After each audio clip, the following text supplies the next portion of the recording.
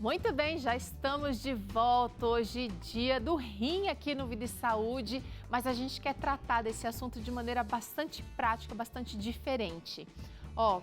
Atualmente mais de 140 mil pacientes fazem diálise no país e mesmo com essa estimativa de que em 2040 a doença renal crônica possa ser a quinta maior causa de morte no mundo, o conhecimento sobre a doença, como tratá-la, como preveni-la, ainda não é muito falado.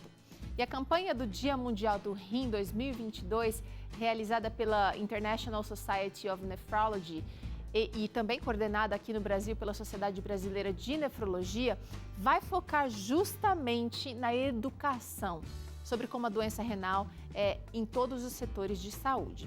Mas afinal, você aí sabe como cuidar do seu rim? Como assim ter o cuidado do meu rim? Você precisa conhecer, você sabe a função dele. A gente trouxe aqui alguém muito importante para falar sobre esse assunto e eu quero que você aproveite aqui a conversa com a nefrologista, a doutora Mariana Menegusso. Então, se você quiser participar da nossa conversa, você é bem-vindo, bem-vinda. Use o WhatsApp que a gente sempre traz aqui no programa. Dá para usar o QR Code aqui ou então anotar agora o nosso contato. É o contato que você vai mandar sua fotinho aqui, se você fez receita, é o contato que você vai tirar alguma dúvida aqui com a gente e vai conversar comigo, com a doutora Mariana, aqui nessa primeira parte do programa, tá? Nosso número é 12 98266 0004, tá? Tô esperando aqui sua participação. Oi, doutora Mariana, bem-vinda ao Vida e Saúde, tudo bem? Tudo ótimo, muito obrigada. Eu aqui agradeço a sua disposição em participar com a gente, sempre explicando da melhor maneira. Eu sempre achei assuntos relacionados ao rim mais difíceis de compreender. Difícil de falar de um estômago, por exemplo, que a gente vê a função ali um pouco mais clara, né? Falando da parte leiga aqui. Mas você consegue explicar de um jeito muito legal e a gente consegue entender. Então, eu vou trazer aqui na nossa tela vou trazer aqui uma animação sobre o rim e eu queria saber da sua parte como é que funciona, qual é a função do rim. Vamos lá. Então, os rins são geralmente 2, algumas pessoas nascem com 3, né? E algumas pessoas nascem com um só, tá?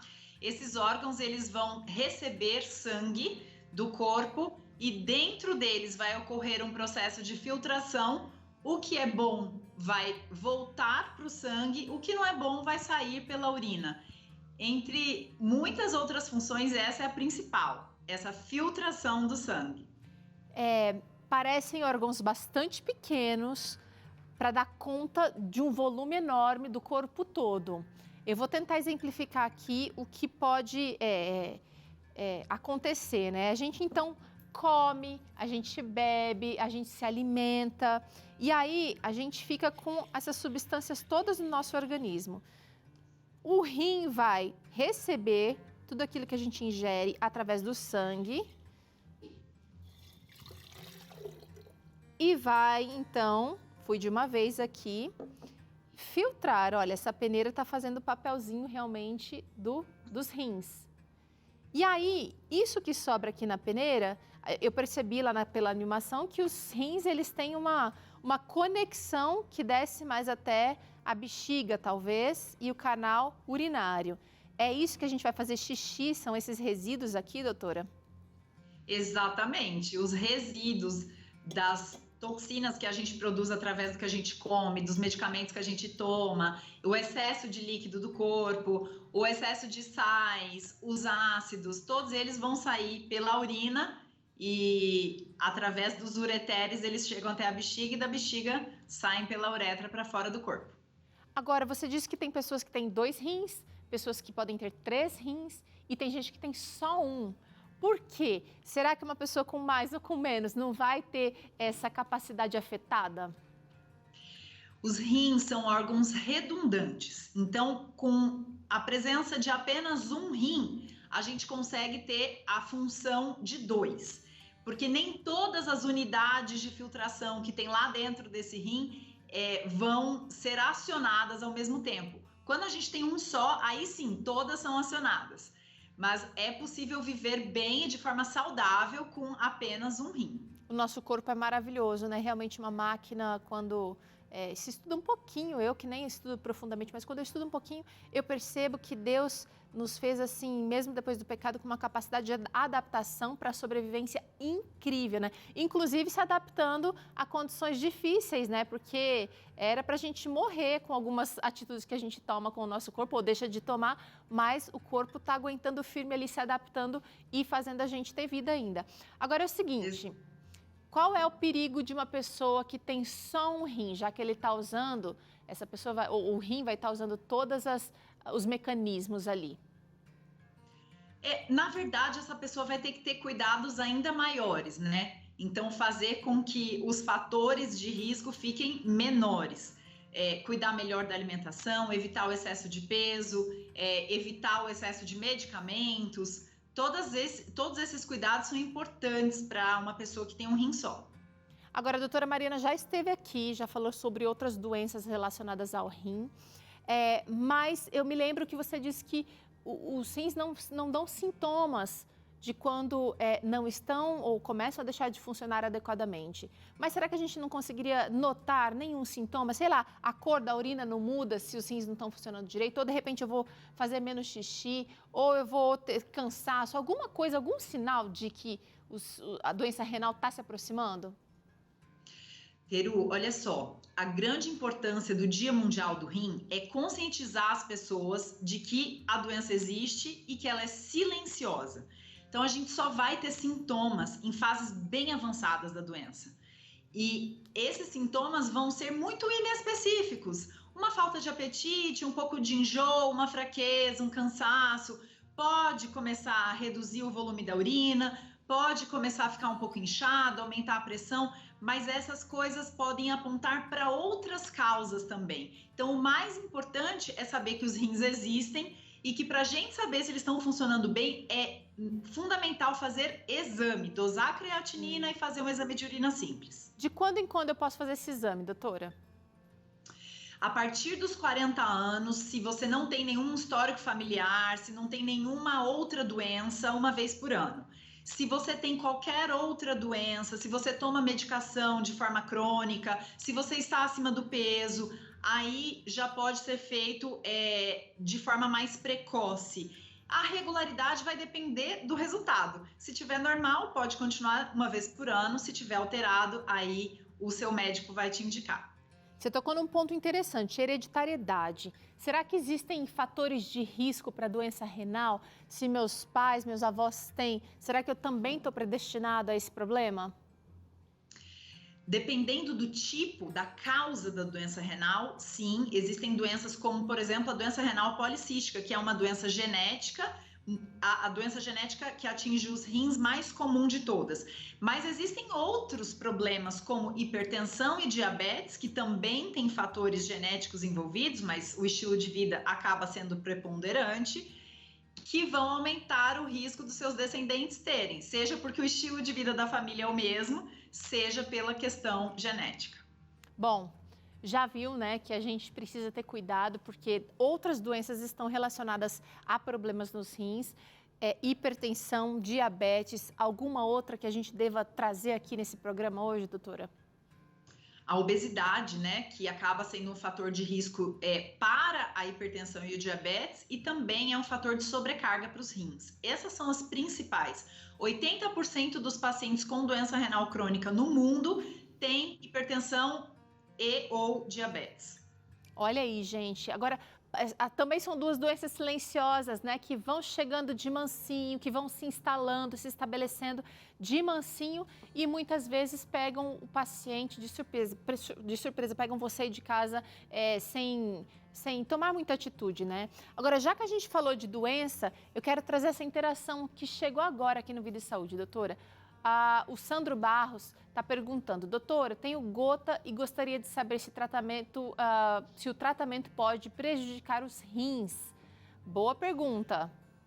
Excelente pergunta. A gota, ela é uma via de mão dupla em relação à doença renal. Ela tanto é um fator de risco para a doença renal, quanto a doença renal é um fator de risco para a gota.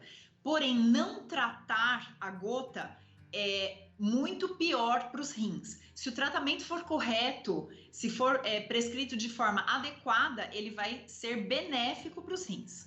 Mas vem cá, Sandro, você aí de casa, junto com o Sandro, tá careca de saber que os nossos hábitos, eles impactam diretamente na nossa saúde. Então, a nossa equipe preparou aqui alguns hábitos alimentares, hábitos de consumo, eu vou chamar assim, porque nem todos são alimentos aqui, que vão prejudicar os nossos rins. E eu quero muito a sua atenção agora, porque alguns desses hábitos você talvez faça sem saber que está sobrecarregando esse órgão tão importante, ou esses órgãos tão importantes. Vamos começar aqui, doutora, com as bebidas. Eu tenho esse amigo aqui que está acalorado, tá? Igual todo mundo aqui em Jacareí hoje, morrendo de sede. A coisa tá feia aqui, o calorão tá pego aqui. E ele está desidratado por falta de água. E pior, ele viu aqui, olha, esse copinho de chopp aqui geladinho, suado, e tá louco para beber. Tem problema? Tem problema. Existem estudos mostrando, né, efeitos diretos do álcool sobre os rins. Além disso, o álcool aumenta a pressão alta, pior para o controle do diabetes, é um fator de risco para a gota, então tem problema. O negócio é beber água, Sandro, e o negócio de todo mundo é beber água. E o refri, doutora? Porque às vezes, de vez em quando, o refri também ajuda a matar a sede. O refrigerante, ele está muito associado à formação de pedra nos rins. Além disso, é uma fonte calórica muito importante e, ao contrário do que as pessoas pensam, ele não vai matar a sede porque ele não hidrata a pessoa. Ele tem uma concentração tão grande de açúcar e outros solutos que a solução, né, o líquido ali dentro acaba sendo muito ineficaz para matar a sede. Então, não é uma boa medida. Agora, vem cá, doutora, tem gente, eu tô falando aqui, obviamente, o Vida e Saúde não estimula o consumo nem de refrigerante e nem de nenhum tipo de bebida alcoólica. Mas tem gente que fala o seguinte sobre a cervejinha, sobre algumas bebidas aí. É diurético, não vai ajudar na função renal? Não vai, porque está fazendo uma diurese artificial. Não está fazendo um estímulo correto à eliminação de urina, que seria o consumo de água. Vai desencadear mecanismos de compensação que o álcool bloqueia e por isso a pessoa vai urinar mais e não é o fisiológico. Olha aí, então um super engano para você ficar esperto. Vamos falar agora das carnes. A nossa equipe separou aqui alguns tipos de carne, mas o excesso de carnes, todos os tipos de carne, doutor, porque eu estou vendo até carne branca aqui, pode prejudicar o funcionamento dos rins? A maioria dos estudos é feito com carne vermelha e isso a gente já vê bastante documentado, né, sobre a piora da progressão da doença renal crônica. Mas a carne branca, ela também é fonte de proteína e o excesso de proteína é prejudicial para o rim, principalmente quando a pessoa já tem algum problema estabelecido, quando ela tem algum grau de alteração ou pedra nos rins, sempre a gente busca uma dieta com menos proteína, principalmente com menos proteína animal. Ah, tá. Então aqui o perigo é a sobrecarga dos rins, é isso? Tanto a sobrecarga pela proteína, mas o próprio alimento de origem animal, ele vai causar alguns efeitos tóxicos já no intestino, com a interação com a microbiota intestinal, e esses produtos que vão ser o resultado dessa interação da carne com a microbiota intestinal vão lá no rim prejudicar o rim. Ai, ai, ai. Vamos agora falar sobre carboidratos refinados. A gente tem aqui o filãozinho ou o pão de sal. Alguns chamam... Quais são os outros nomes aí, gente? Como é que você chama aí? Cacetinho. É o pão francês que está representando. Mas aqui, doutora, pode ser um macarrãozão branco, pode ser um macarrão instantâneo, pode ser uma rosca doce. Carboidrato que foi refinado. Açúcar, que a gente vai tratar daqui a pouquinho mais. O próprio arroz branco, né? Em grande quantidade. A grande questão do carboidrato refinado é que a gente está perdendo a oportunidade de ingerir fibra. toda vez que a gente tem uma refeição pela frente, é uma oportunidade de ingerir fibra. Quando a gente perde essa quantidade de fibra, a gente vai acabar alterando a nossa microbiota intestinal. E isso vai aumentar o risco da gente ter obesidade, vai aumentar os níveis de pressão, de açúcar no sangue, indiretamente acaba prejudicando os rins também. E adicionando a esses hábitos aqui de alimentos que são nocivos, né, e bebidas, pode-se ainda somar a inatividade, né, o sedentarismo. Ou seja, eu tenho uma dieta que vai colaborar para o meu ganho de peso e eu tenho hábitos de comportamento que realmente não me fazem gastar essas calorias ingeridas a mais. O exercício, ele é fundamental para o controle desses 3 fatores de risco que eu falei, principais, né? Hipertensão, diabetes, sobrepeso e obesidade.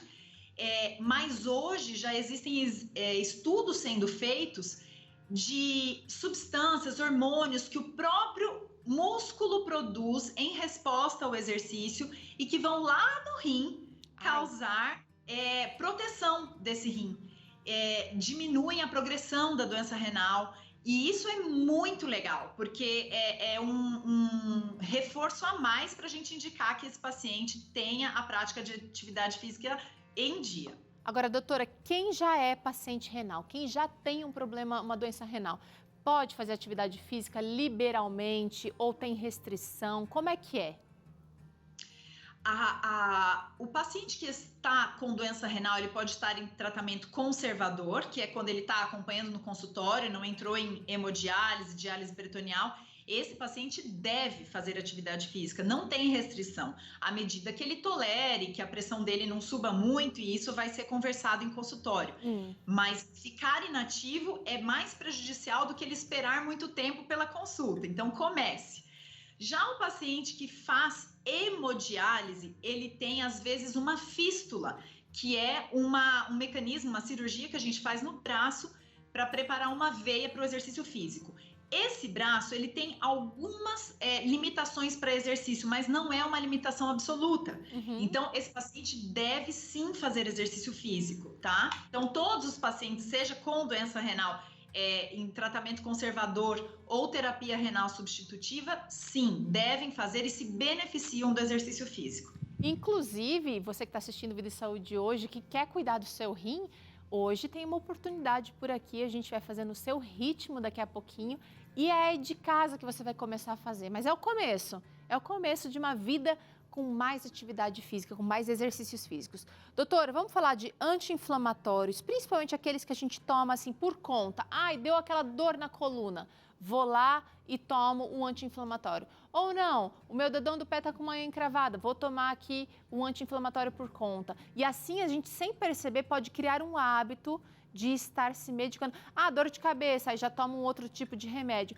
Tudo vai passar pelo rim, a gente não pode se esquecer. Os anti-inflamatórios, de modo específico, eles têm um efeito direto de reduzir a quantidade de sangue que chega no rim, tá? Então, eles vão prejudicar o processo de filtração do rim. Quando a gente usa isso com muita frequência, a gente pode causar uma situação de doença renal crônica. Isso não é para todas as pessoas. Existem algumas pessoas que têm maior predisposição para ter esse efeito, mas a gente não sabe se nós somos essa pessoa ou não.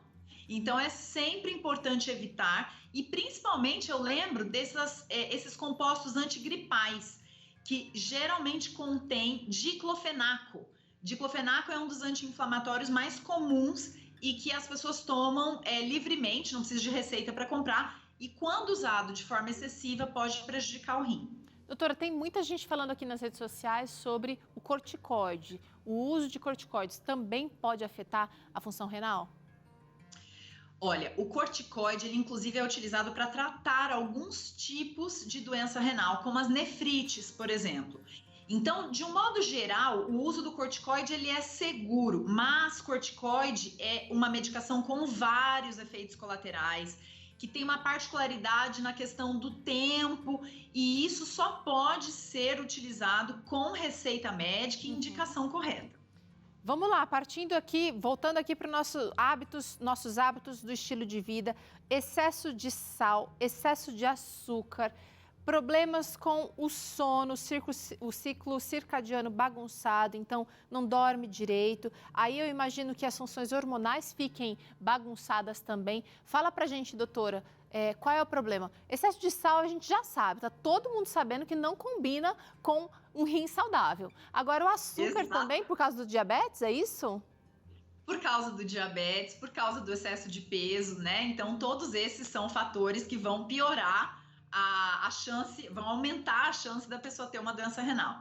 Em relação ao ciclo circadiano, ao sono, existem estudos bem recentes também sendo feitos que mostram que o sono regula em que momento que o rim vai fazer perder mais sal, vai fazer reter mais potássio, vai fazer perder mais líquido. Isso, inclusive, regula a quantidade de urina que a gente produz ao longo do dia, durante a noite. Então, o sono, não só pelos efeitos indiretos, que já sabemos, o sono é fundamental para o controle da pressão, para o controle do diabetes, para quem está querendo perder peso, precisa dormir bem. Então, esses são efeitos indiretos que levariam à doença renal crônica, mas existem efeitos diretos sobre o próprio rim. E os pacientes que já estão com doença renal crônica mais avançada e aqueles que fazem hemodiálise, eles têm mais dificuldade para dormir. Então, tem muita coisa aí para ser pesquisada e descoberta ainda. Vamos tratar com carinho dessa questão do sono e também do consumo de sal e açúcar, gente. Agora, chegou a interação aqui na tela do Vida e Saúde que eu quero trazer para a doutora Mariana nesse momento. O Medeiros está perguntando, está contando aqui, né? Percebi que estou com uma espuma na urina, mas meus exames estão bons e não tenho uma dieta rica em proteínas. Será que a presença dessa espuma é algum sinal de alerta? Boa pergunta. Tem muita gente aqui, a gente trouxe a dele, doutora, porque muita gente está perguntando sobre espuma na urina e eu vou falar, a gente já fez um programa sobre isso, mas eu vou trazer aqui. Cheiro forte, cor diferente no xixi, isso pode indicar problema no rim? O cheiro, a cor, eles sem dúvida são indicadores de alguma alteração, mas às vezes estão associados ao que a gente come, alguma medicação. Então é importante não ficar muito preocupado, mas procurar um atendimento médico. Em relação à espuma, quando é causada por algum problema no rim, é obrigatório que apareça proteína no exame de urina. Se eu não tenho proteína no exame de urina, essa espuma não é de causa renal. Ela é uma espuma fisiológica, química mesmo, físico-química, vai. Pega uma mangueira, aperta a ponta dela e direciona esse jato de água para uma bacia cheia de água. Você vai ver que vai produzir espuma. Sim. Os homens que conseguem urinar vendo a direção do jato, esse jato caindo na água, eles vão ver essa espuma com mais frequência. A gente praticamente não vê. Mas a espuma que vai nos preocupar é uma espuma que no vaso sanitário vai subir na hora que eu der a descarga, como se eu tivesse colocado sabão lá dentro. Tá. Então, um pouquinho de espuma a gente pode ter pelo próprio jato urinário. Mas é bom tirar a dúvida fazendo o exame de proteína na urina, né? Então, fique esperto. Agora, chegou a última pergunta aqui de hoje. O nosso tempo já acabou aqui, mas eu quero trazer, porque o Raul quer saber quais são os alimentos bons para os rins. E aí, doutora? Os alimentos bons para os rins são os alimentos que são bons para a saúde do corpo todo. Frutas, legumes, verduras, grãos integrais e água, com uma única exceção, que é a carambola. Apesar de ser uma fruta, para o rim, a carambola não é segura, principalmente para quem já tem uma doença renal instalada. Então, fora a carambola, todo o restante que advém do reino vegetal realmente é muito bem-vindo para o rim. Muito bom. Olha, é sempre bom conversar com ela. Eu falei para você, né? Doutora Mariana, muito obrigada por nos atender mais uma vez aqui, trazendo conteúdo relevante para a gente. E eu acho que tem gente querendo conversar mais, fazer pergunta, mandar um direct para você. Então, eu vou deixar seu Instagram aqui, pode ser? Já tá aqui, ó.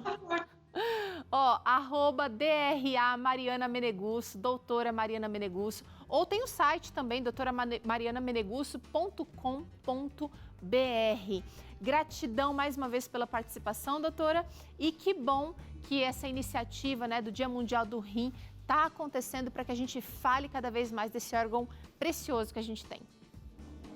Sem dúvida. Eu agradeço muito, sou muito feliz de falar desse assunto e fico à disposição de vocês sempre. Tá certo.